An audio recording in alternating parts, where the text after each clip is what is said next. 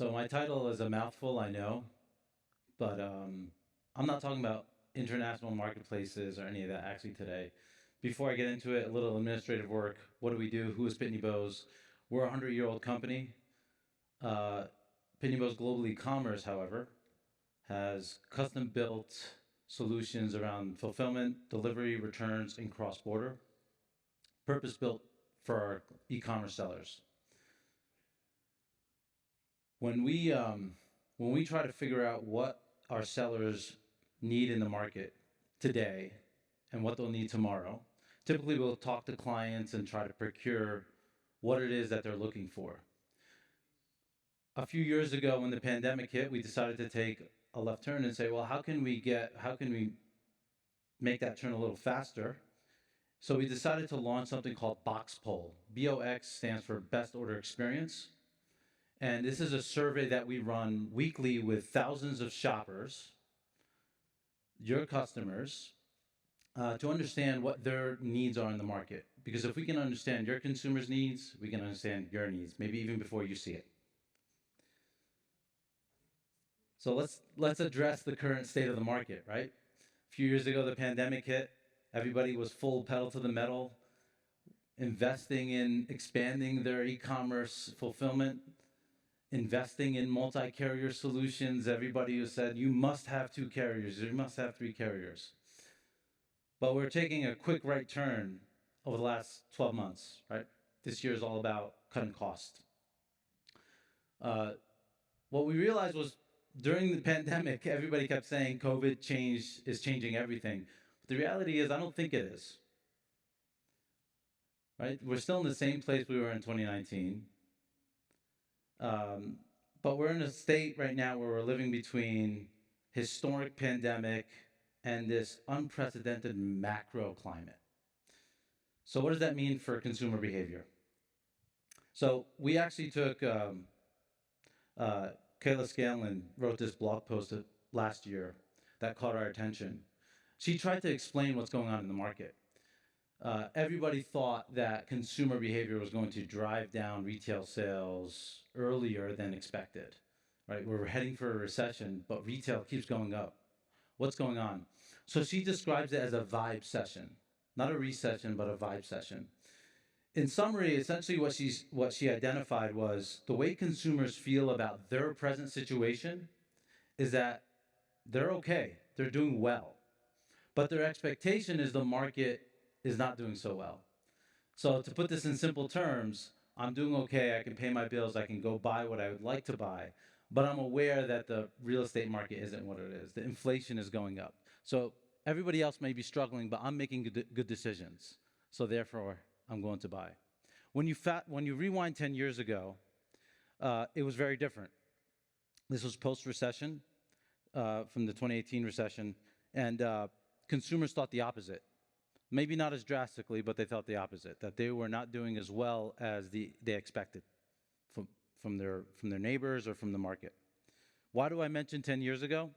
Well, somebody that we all know in this room made a comment in a statement that was very true 10 years ago based upon what the consumers in the market were telling them, which was, Bezos called out 3 critical items that he said would be true today and in 10 years.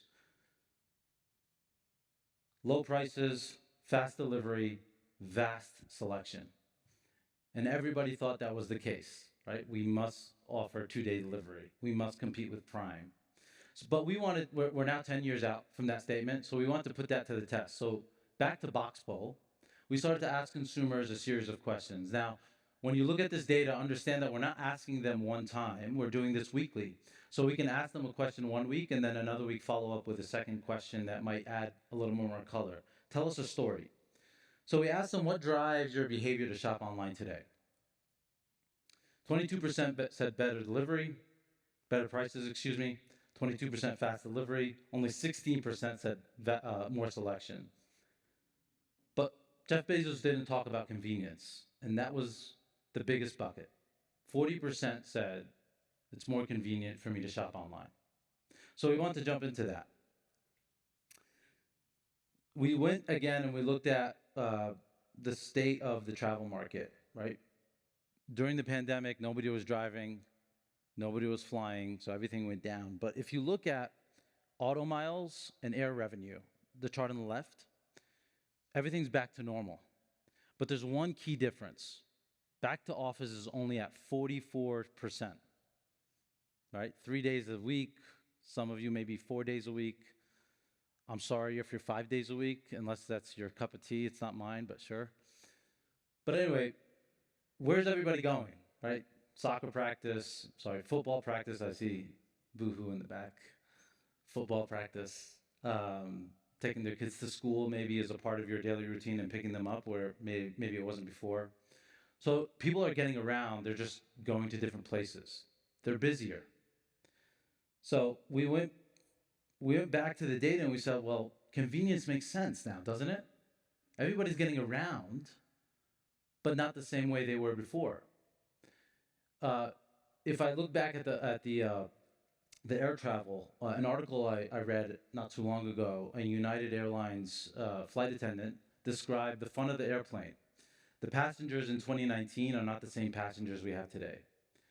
Back then, air travel was, in the front of the plane was mostly business travel, and the back of the plane was consumer.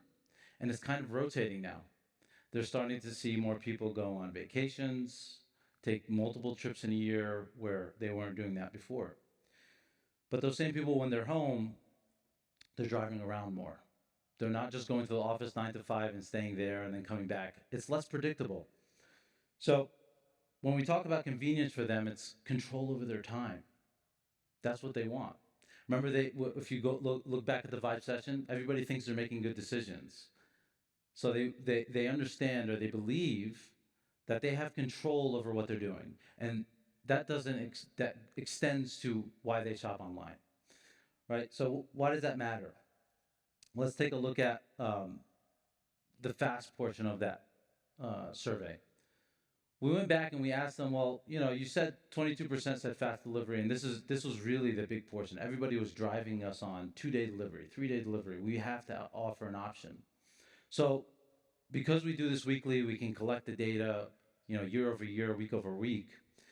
Every single category from 2020 till now went up on average on the customer's expectation on what it means to ship fast. So it's, for the most part, if you take out supplements, which it includes CBD, so I hesitate to use that as the example because in California, there's everybody has 20 factories delivering. But for the most part, it's 3 to 4 day delivery. That's what's fast, not standard. That's what they describe as fast delivery. So we went back and we said, okay, so let's put our theory to the test here. Let's see, was that just a fluke? Was more convenient a fluke? Or is it really more important than fast delivery? 55% agreed that convenience on accurate estimated delivery dates is more important than fast. So if you think about it, why does that matter? Let's just say you're an e-commerce brand and you offer your customers 6-day standard shipping. You estimate it to them at checkout, we're going to deliver your parcel in 6 days. But based on the data, it's going to deliver in 2 days. If that person is at home, or if that product was a gift for somebody, or if there's weather events that are occurring, they're just not expecting it, that's a problem. That has a negative impact on your brand because your consumer was not expecting the package. They didn't have control over that delivery. I think the really important statistic there is only 18% disagreed with that with that statement. So then when you look at the right, the graph on the right, we asked consumers, and we like to segregate this by Gen Z, millennials, Gen X, baby boomers, just to understand the lay of the land. Either way, more than half of them said early deliveries are inconvenient. It's almost a fact. And the biggest, Gen Z and millennials by far, 62, 63%, that's making a statement. We don't care if it gets here in 2 days. We care if it gets here on the day that you promised. So show of hands, I know that this might not be the biggest data gathering, but who here has estimated delivery dates at checkout? Do you have the ability to change that estimated delivery date if it were to? No, no. So we'll get into that in a second. So this is we actually asked some of our employees for examples because we were talking through this this presentation, and these are actual text message examples of why that matters. People texting their neighbors, "Hey, I'm not home, and this package is arriving today. Can you please pick it up for me?" Right? That's the final moment of your order, and that's the experience that they're getting. So we're not the only ones that have come across this idea. There's actually brands that are starting to take into consideration this concept of estimated delivery dates being the most important factor to a decision and hitting the nail on the head when you're delivering it. So the example on the top right here is an actual real retail example where it's going to move from standard, express, next day to tomorrow, Friday, Saturday, Monday. Bottom right is something we put together just as an example of what this could look like. You're paying more to get it sooner, but you understand when it's going to deliver on the day, right? We talk a lot in our terms at checkout. When you think from the consumer's perspective, they don't talk standard and expedited, parcel select lightweight, ground advantage now. They talk in terms of days. When is it going to get here? I'm going to switch gears here and talk about trust and tracking. So we talked about EDD, we talked about fast delivery. This all translates into, okay, the order's going out. We promised them that it's going to get there on next Friday. They understand that that's the case, but we're in logistics, things go wrong. That trust is actually a moving target. So when we ask consumers, or we have our own Consumer Connect tracking portal, which allows us to surface tracking to your consumers or our clients' consumers. And we keep track of how many times those customers come back to track their parcel. This is an amazing statistic. 3 times per order on average. 4.5 almost for Gen X, or Gen Z, excuse me. 4.5 times. That's how many times they're coming back to check their order. So we asked them, and this goes back to my question earlier on estimated delivery dates. If an order misses the estimated delivery date, how likely are you to call the retailer? So if you don't move that delivery date and you don't have the ability to adjust that after the order has shipped, 90% will call you. 90%. It's almost a guarantee that if you miss EDD, that customer is going to call you. However, if you move that EDD, it goes down to 44%. So just that investment alone on shifting the EDD date post-order will save you on Wismo calls. It'll also build, it goes back to trust, right? The consumer keeping control of their time. Yes, you messed up, or the carrier messed up, but they know when it's going to get there. Interestingly enough, when we talk about post-order experience, there's a few providers out there that offer you post-order tracking experiences, but for the most part, we continue to see this. So Vijay is actually, he typically gives this presentation. He's our VP of marketing, and this is an actual example from a Fortune 100 retailer. This was the 3 to 4 times that he's going back to look at his order, he's seeing another brand there. He's not seeing his own brand. And when you look at the amount of investment that retailers are making in ad spend, you consider, well, if the customer is coming to my site 3 to 4 times to interact with me for something, shouldn't we be pushing our brands? Shouldn't we be leveraging that touch point? Because it's free. They're coming to us. They're not searching for it. They're actually coming to us actively to track it. And if you're building that trust through updated EDDs, if they trust the date that you put on checkout, then how will that look to them when it actually delivers on time or when you actually update it? I think the data shows that lifetime value of that customer goes up. So here's some context-aware tracking examples. You've probably seen this if you've shopped on any major retailers. Some of you may have this already. We offer something to this effect, but these are some examples. As you can see, it's pretty apparent. Uh, the first thing they want to see is the date it's going to get there. Let's shift gears here. The order's delivered. We talked about control over tracking. They want that experience, but the experience doesn't end there, right? Sometimes some of you retailers might have 30, 40% return rates on your tracking. Returns is the next step in this journey. So they do want control over their returns, but that kind of competes with the friction that a little bit of friction that retailers try to create with returns because they don't want to give away revenue, right?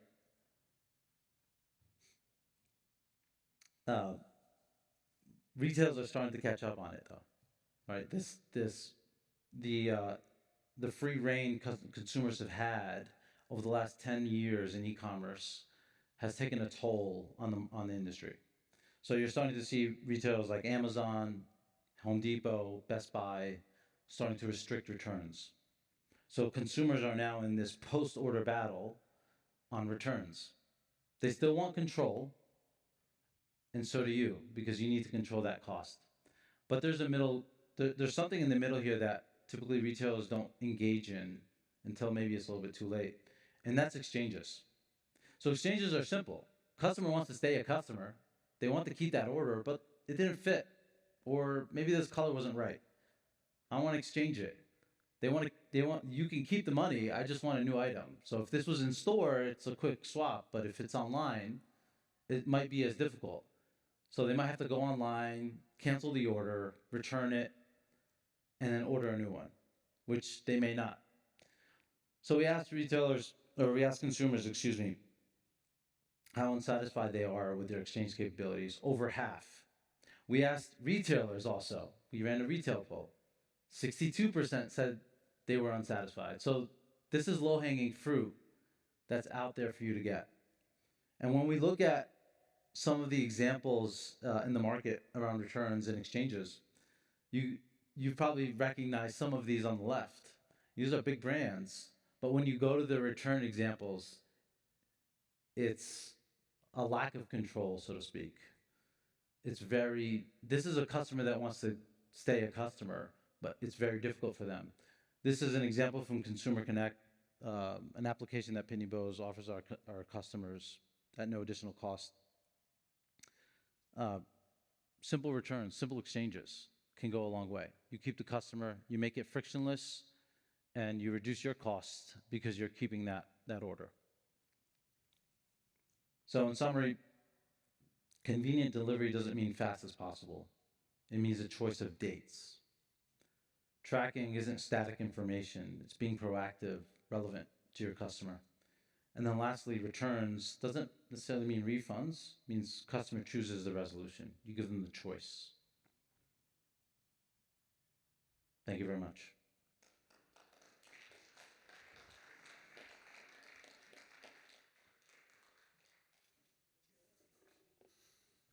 Right. Take a seat and I'm going to grill you. So we'll open it up in a second for questions. We've got a nice healthy amount of time. So there will be a roving microphone. My friend Anthony, who is over there in the corner, waving to you now. So he'll come round with the mic if you've got a question. But I just wanted to kick things off really with something that we didn't pre-prepare because going through that is fascinating, almost like the psychology of the consumer and the fact that what I took from what you were saying is that we want consistency and we want certainty. Is that the way that you guys see it? Yeah, absolutely. So it's less about the ability to get the order tomorrow or in 2 days. It's more about getting the order on the date in which it's promised, right?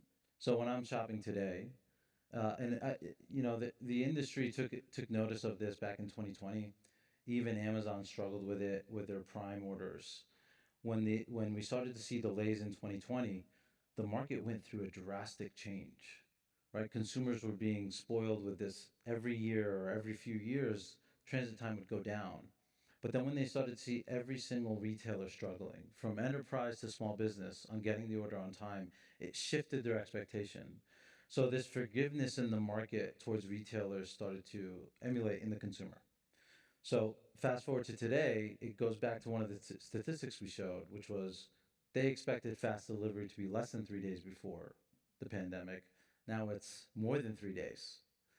So that has stayed to a certain extent. So if the consumer believes that it's not the fast delivery is more than 3 days, then why are we jumping hand over fist to try to get a fast delivery service? Why is that the priority for us? Maybe we need to adjust our strategy. And we're seeing a lot of our brands go this route. Brands that have offered 4 day as their standard are now starting to back off of that and say, well, maybe a ground service is better because the consumer is just as satisfied and it costs less for us to do.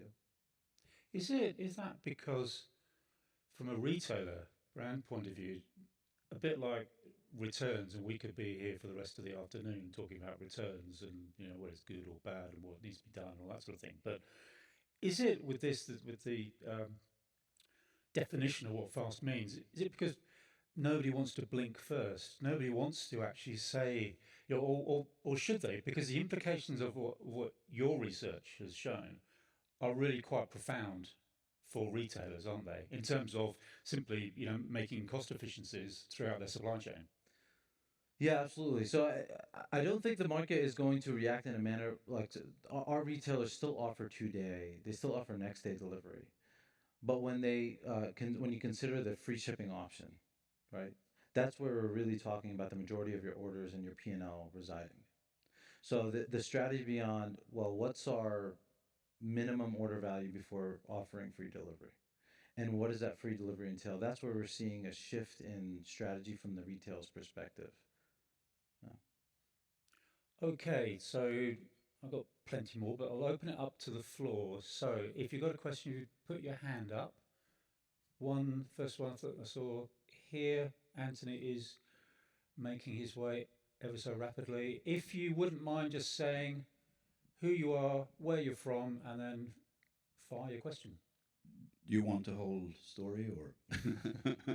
I'm just kidding. I am Bjorn. I'm from Nantucket. We ship a lot of packages every day. And I always make a few reflections on timing of shipments, etc.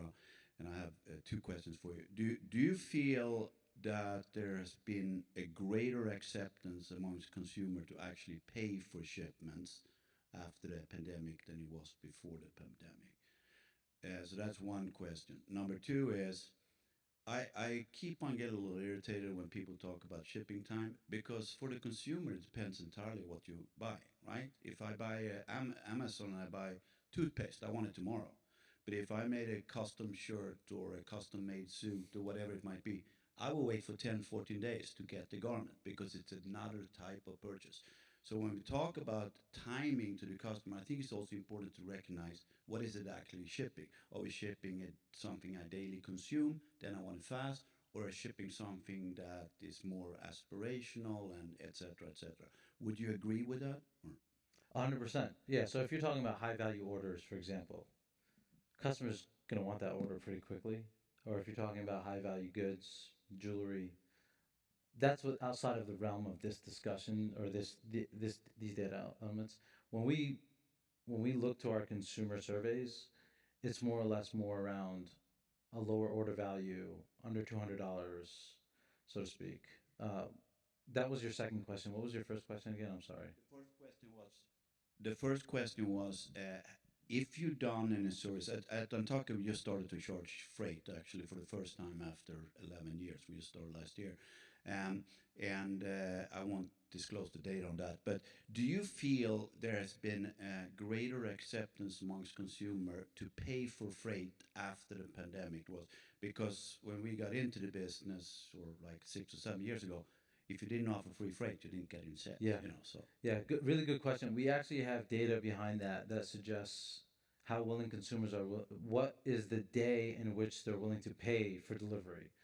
So it goes about by speed. So we've actually done surveys I can't remember the statistics off the top of my head, but the way we've designed it to say, what is the threshold? What is that day? Is it 2 days or 3 days in which you're willing to pay? And I could share those statistics with you after the show. Yeah.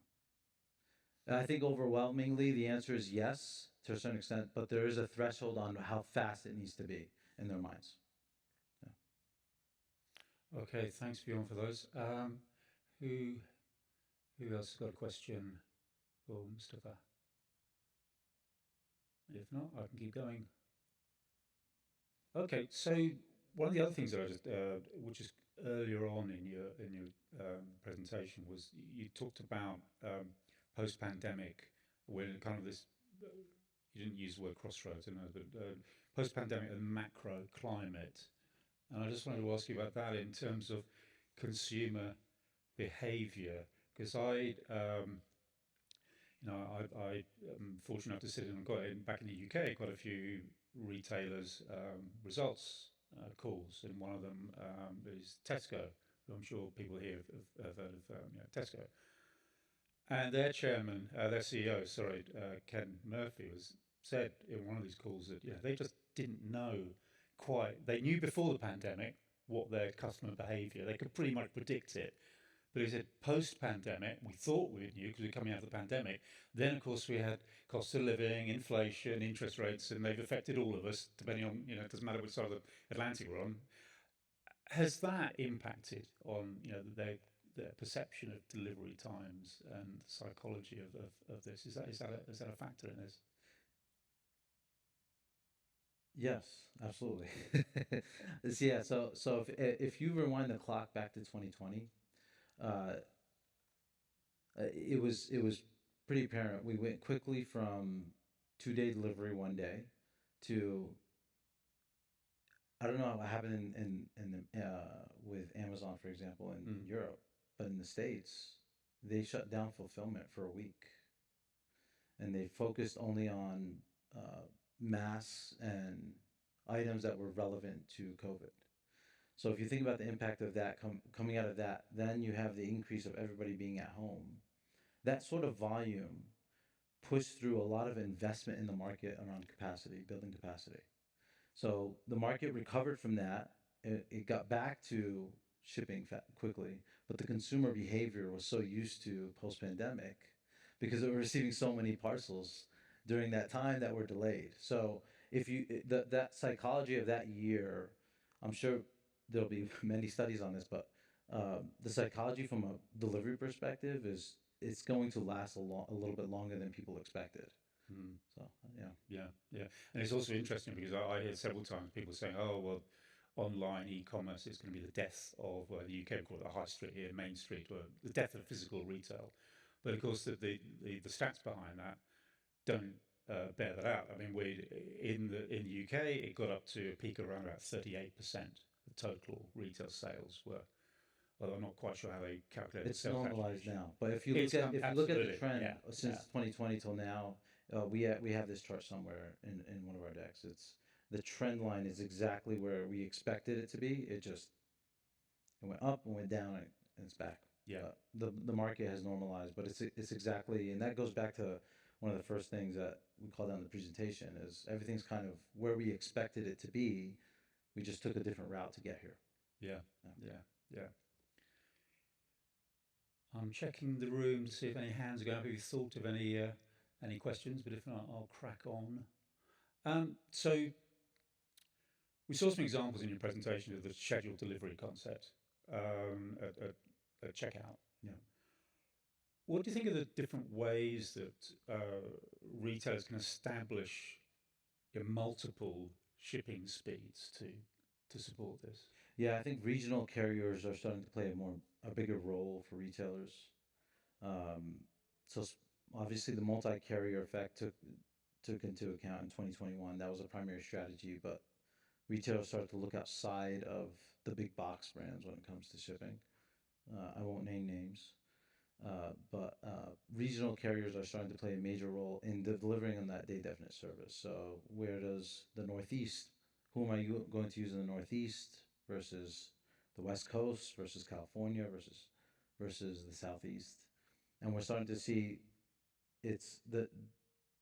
the uh, the bucket is getting smaller on the selection, but nevertheless, retailers are turning more to regionalized carriers to stay on top of that day definite service that they're offering at checkout, because they know if as long as they can get it to that to this facility for this provider, they know that that parcel is going to deliver on time. Whereas before it was just, I'm going to drop off into one facility for all of my packages and expect that it'll hit the market in the same time frame. So we're moving away from this 2 to 7 day time frame, so to speak, and moving more towards day definite service where you're leveraging regional carriers and national carriers alike to hit that mark. So, time for a shameless plug. Pitney Bowes, those challenges that you're talking about, what sort of products and services have you guys got that can address some? Yeah, so we have a, for example, we have a national ground network or PB standard, but we started to look at it in a very different light. So if you some of the attendees here have stopped by our booth and heard us talk about changing our modeling to look at zip codes rather than state or rather than region or zones. So when you look at it from a zip code perspective, you can identify which carrier can deliver within the time frame that you'd like to promise your customers. Right? So if you go to that calendar of days, you can say, well, Pitney Bowes can deliver to these zip codes within 4 days. So we're going to leverage them for all the 4 day delivery for that 4 day delivery category. And when you go beyond that, you can pick and choose based on zip. So I think that's how we've adjusted our, not necessarily our network, but the way in which we approach customers, because that's how they look at it now. Yeah. Is how do I commit volume based upon that day definite service, even though you're not using a day definite service. So Okay, before we wrap up, I'll just quickly ask again if anybody's got any questions, put your hand up. If not, okay, well, if you wanted to ask on a one-to-one, I think your booth A06, A06, yeah. yeah, which is kind of when you go in the expo, it's on the right, yeah, yeah, right-hand side. So please join me in thanking Musfer Abbasi. Thank you. Nice work.